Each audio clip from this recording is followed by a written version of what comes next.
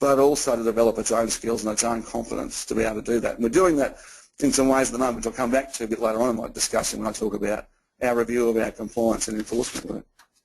And similarly, it means that as the regulator, we have to face up to some of our shortcomings. And we've been fortunate in the last 12 months that some of our work has been subject to some intensive scrutiny from both the Ombudsman in regard to the Brooklyn Greens matter and the Auditor General in regards more broadly to our management of hazardous waste. Both of those pieces of work were very critical of how we've discharged our work, and we could, I suppose, have been defensive about that and seen off the storm and put it to one side. But to do so just coughs up the great opportunity that we have from that sort of attention and that sort of criticism. What's in front of you is in fact a copy of our annual report this year, in which we've placed both of those critical reports on the front cover, both to remind ourselves and be clear to everybody else that we intend to milk that criticism and that learning for all it's worth in improving what we're doing and transforming the organisation and ultimately protecting and caring for and improving the environment. Look, it's not easy, but if you don't, in my view, you are in fact destined to go down Suzuki's experience, that those victories will be temporary and those losses will be permanent. I just don't believe that has to be the way, but it takes a bit of guts and a bit of character to do it. And I think one of the issues which is I suppose interested me in sort of trying to locate our role in the bigger challenges around the environment is that I certainly come to it, and our transformation comes to this challenge at a period where there's a lot of confusion around the environmental challenges that we face. We've moved from a period of enormous momentum and consensus to a period of significant confusion and ultimately, I think, even some tiredness at the way some of these issues are being thrashed out and debated. This is an extract from some work by Sweeney, which is part of a report called Eye on Australia, which I've been following for some years, which routinely surveys Australians about their attitudes to critical issues. And this one won't surprise anybody. It shows that the level of extreme or high levels of concern within our community about the effects of the environment have been diminishing over the last couple of years, from a really high point in 2007 down to only 30% this year. And with that comes, a high level of, I suppose, cynicism about how companies are tackling their environmental responsibilities and how they're using it from a commercial point of view. That, to me, is enormously important. If you take responsibility for the environmental outcomes, which the EPA does, we know we're only here for one thing, and that's to make sure that the environment is protected and cared for and improved. Unless we can continue to mobilise the community concern and ultimately support for that work, that our own work is that much harder. What I like to do in trying to at least understand that is to use a simple sort of change model that I've been working with for some time. It's called a transition curve. It's the work of some academics out of the US. It could be used in any sort of change area, but I think it's quite helpful in understanding it. And essentially, it looks at phases of transition that individuals, families, and communities go through. There's that period of denial where we say, well, look, there's no problem. There's a period of resistance where we think, well, actually there might be a problem, but there's nothing we can do about it.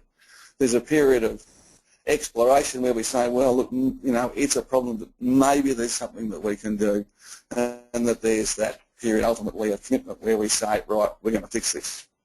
And that the theory goes, and I found it to be true, is that you can't just go from there being no problem to we've got it licked.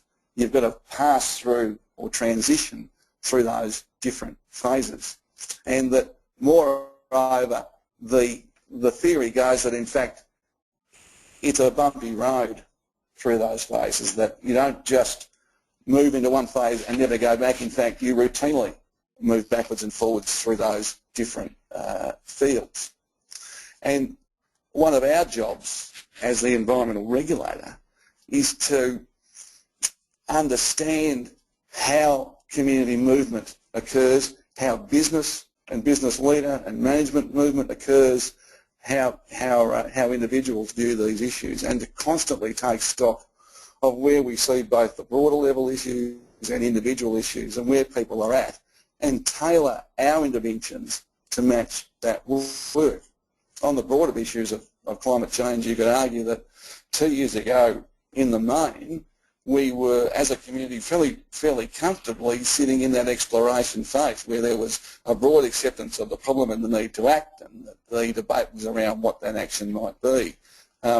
It's interesting. It doesn't take much for that broader view to be changed, to go back into, well, maybe we can't do anything about that problem, and even in this instance, we're all the way back to, well, actually, maybe there's no problem at all. Our work is not to drop our bundle over these sorts of changes, not to think, oh, it's all over, it's all lost, but to understand that that is part of the normal human process of processing these things, of learning, of changing our view, of working these things through. And that when you're in those phases of, particularly, say, in denial, there's no point regulators coming out and throwing the stick around the place, because if people don't think there's a problem, there's no real legitimacy about your action.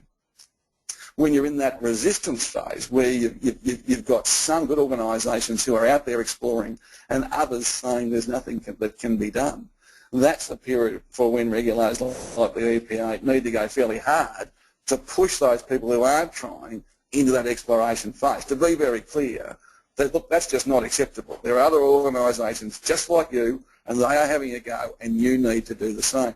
And likewise, where you've got organisations that really want to move from trying into commitment, we're very fortunate in the EPA. There are some really innovative programs that we have, and some funds that we had to spend by virtue of levies on industrial waste and other waste to landfill, which allows us to invest in that exploration and really build commitment. And we've got some fantastic shining stars here in our state. But it is, I find, really useful for the organisation and for all of us generally to think about, well, where is our organisation?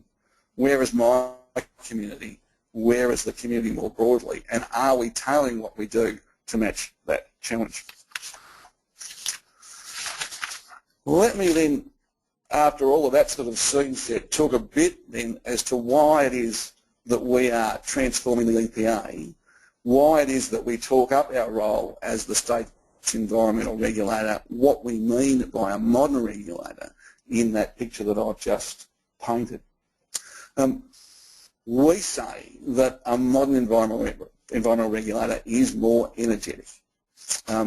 We say that because it is so important for us to really push out there and make a stand and make ground where we see unacceptable situations. Because if we don't, nobody else will. If we don't, those situations will grow and spread.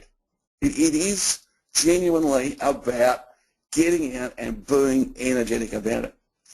We say that we have to be much more transparent, because in exercising that energy, the community is, like to be very suspicious, and business will be very doubting as to why we're doing it. Why are you picking on me?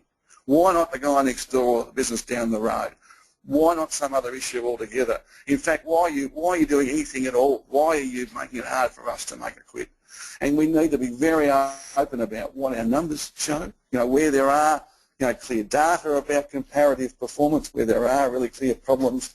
We need to be clear about what the escalation process is, and I'll talk a bit more about that in the context of our compliance and enforcement review.